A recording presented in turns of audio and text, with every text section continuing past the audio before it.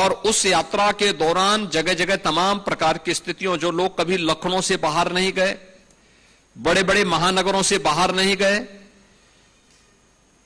वहां पर जाकर के रात्रि निवास करना, उन लोगों को देखना, उसका डाटा तैयार करना, उनको दवा की व्यवस्था कराना।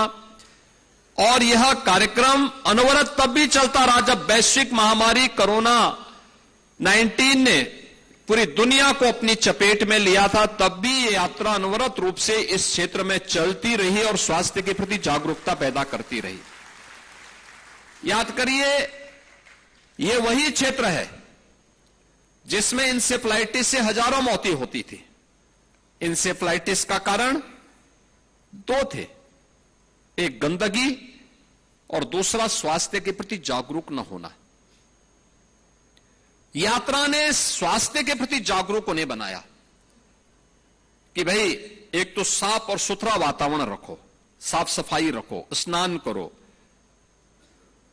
खान पान ठीक करो, बीमारी होती है उपचार करो। आप देखते होंगे इस प्रकार के परिवेश में ज्यादातर चर्म रोग होते हैं, स्किन से जुड़ी हुई तमाम डिजीज होती हैं।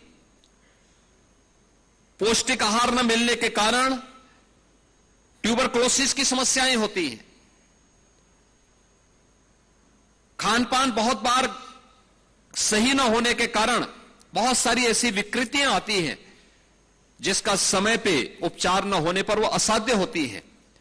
और एनएमओ के द्वारा जो ये प्रयास प्रारंभ हुआ उसका परिणाम है कि आज लोग एक सुखद जीवन व्यतीत करने की दिशा में आगे बढ़े हैं और लोगों के मन में एक विश्वास जागा है। यह विश्वास न केवल राष्ट्रीय स्वयंसेवक संघ, न केवल एनएमओ के प्रति, बल्कि विश्वास जागृत हुआ है भारत और भारतीयता के प्रति भी।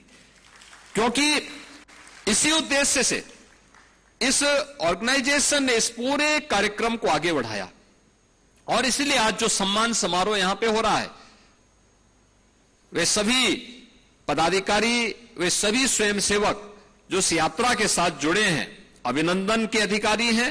मैं उन सब का हृदय से अभिनंदन करता हूं।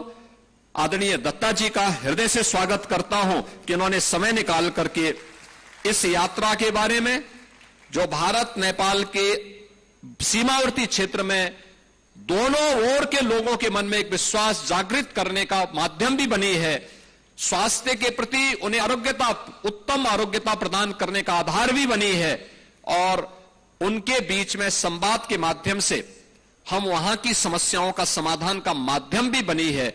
इसके लिए मैं आज उनका आगमन हुआ है, इसके लिए उनका हृदय से स्वागत करता हूं।